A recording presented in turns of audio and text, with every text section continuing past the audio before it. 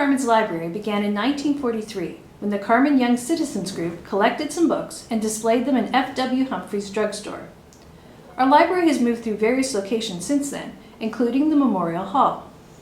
Officially named the Boyne Regional Library in 1969, the library moved to its current location in 1972. Additions were added to the building in 1985 and 2000. Since that last expansion 15 years ago, the image of a library has changed. More than just a place to find books, a modern library is a space where people can collaborate and learn, as well as have access to the resources libraries were originally intended to provide.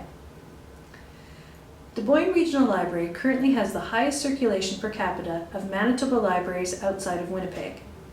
As the number of users continues to grow, the need for an expansion becomes more and more evident. A proposed expansion will ensure the library is positioned to serve its members well into the future. The World Health Organization identifies libraries as an important part of a community's social, economic, and environmental health. For every dollar invested in a library, another $6 are added to the value of that community. Head librarian Sandra Yeo says that she and many others consider the library not only a place to access resources and information, but also as a hub connecting the community. Committed to early childhood literacy, our library would like to increase its collection of early years books and audiovisual materials. An expansion would allow for a much larger children's section with height-appropriate shelving and space for programming like story readings, puppet shows, Lego building, and even pajama parties to celebrate book launches. Funding for the expansion would allow the library to adopt a more tech-friendly environment, with more power outlets, better Wi-Fi access, and powerful computers. This would allow for creative projects like movie and music production. Specialty equipment like 3D printers would also attract tech-savvy citizens to the library.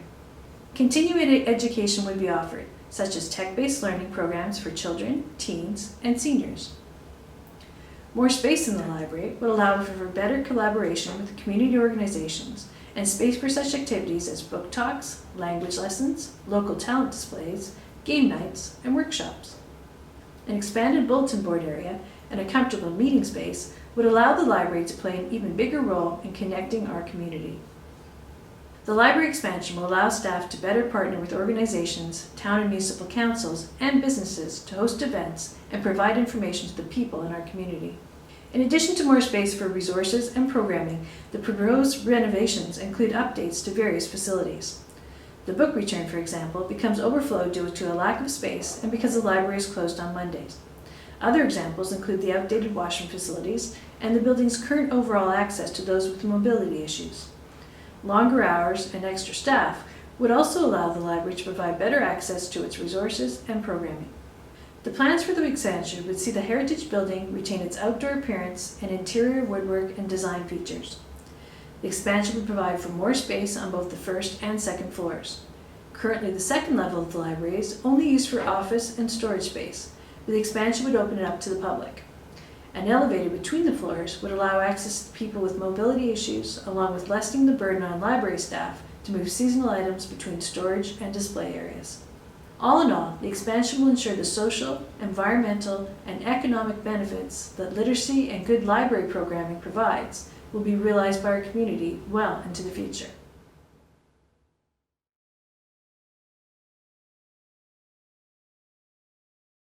Right. The importance of libraries, of course, is the collection of books. Books are things that people need to read in order to understand the world, and especially children should be reading books and helping them to understand the world that they live in. A library has no prejudice. Everyone is welcome, no matter where you've come from, what kind of person you are, if you have money or not, the library is there. I think it's really important to have an active library in our community because it helps to promote literacy. It's a nice gathering place for community members. It is important for me to have a library because it's a place to get books when I'm bored, or it's just somewhere to get free books, and it's really nice to have. It's also kind of a social interaction area, as in, like, the parents will bring their kids there and they'll hold like little reading programs where the kids will gather around in a circle and be read some book to, and then they'll like discuss it with each other.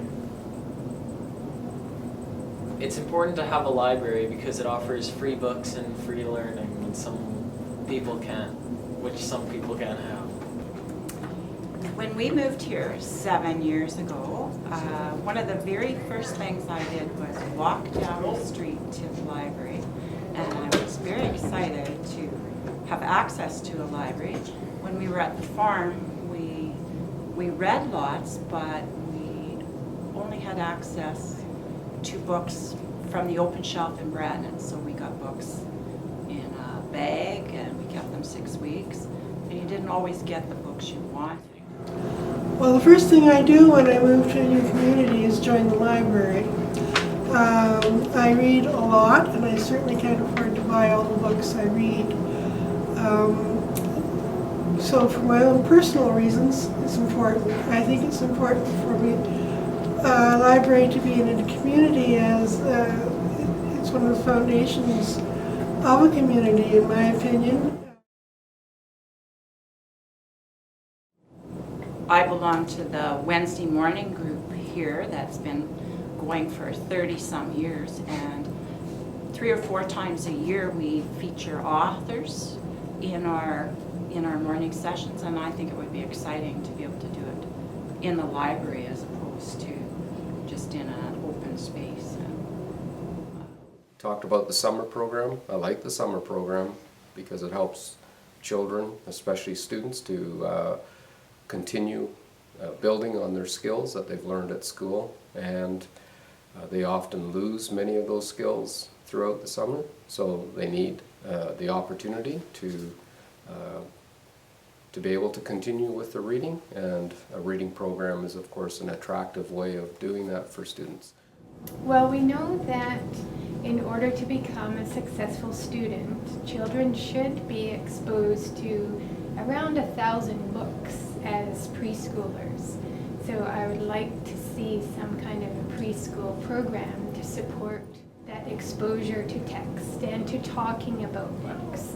And I think our skilled librarians would be able to guide parents into what books are important for children, young children, to be exposed to, and how to talk to their kids about the books they're reading them.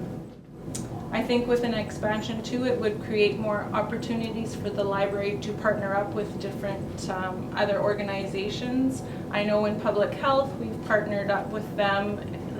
When we held prenatal classes last time, we held one of our classes at the library, and it was a really great opportunity for us to introduce the library to these young families, and they were having babies, and it was actually a great chance for them to sign up.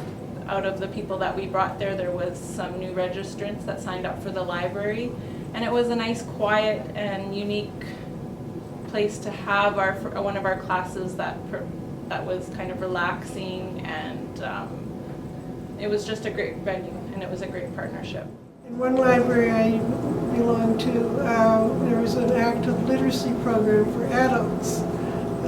In others, there was a really good children's program where we had a children's hour every Saturday and had almost every kid in town come for puppet shows and so on. I think they're very important. I like to see stuff like 3D printers. Some programming I'd like to see in the library is an updated version of Photoshop, because recently I've been getting into photo editing, and programs like that are very expensive and I can't pay for that. So if they were in the library, that would really help me. One thing I'd actually really like to have is some of that fancy schmancy music software, such as like FL Studio or Pro Tools, because music is really something I've been wanting to learn for a while, and since I'm poor, I can't really afford the $1 million you need to get FL Studio, and I didn't even look at Pro Tools, but I assume it's a lot too. I think you have to understand what education and reading does for the youth in particular. If you look across the nation, the jails and youth centers are packed full. And when you look at the stats and the number of people within those facilities, a lot of them have very low education, poor reading skills, or no reading skills. Does it impact their life? Definitely. I see it at the other end, what happens with them throughout their life. They struggle, they don't have jobs, they're bored, they get into trouble. So when you look at something as simple as a library in your community, I think it is one of the most gratifying things a community that could give to their youth.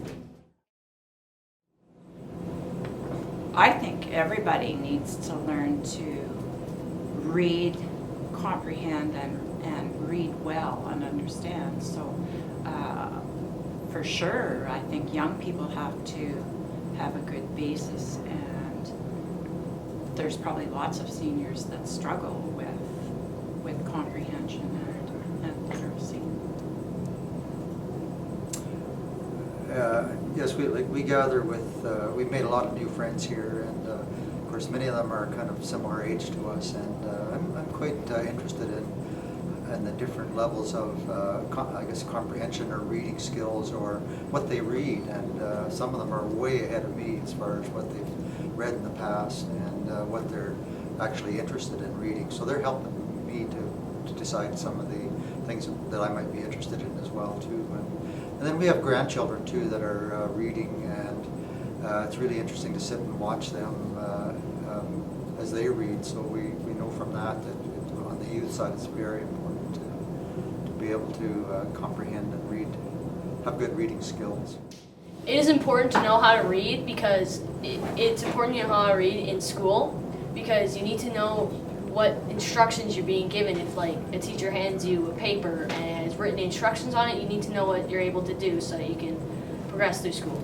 It's also kind of important because I'm pretty sure all of us here are, next year we're going to be taking our driver's license and everything. We'll have to be able to read like the signs on the roads and like the speed limits and all that. It's important to know how to read because it is useful in everyday life. If we teach children through experience that reading is a pleasurable task and you can go to all parts of the world in your mind and create creatures and be creative and explore, then they'll be set for life. They can have an escape at any point, but these are skills that need to be developed very young and guided and coached at a young age.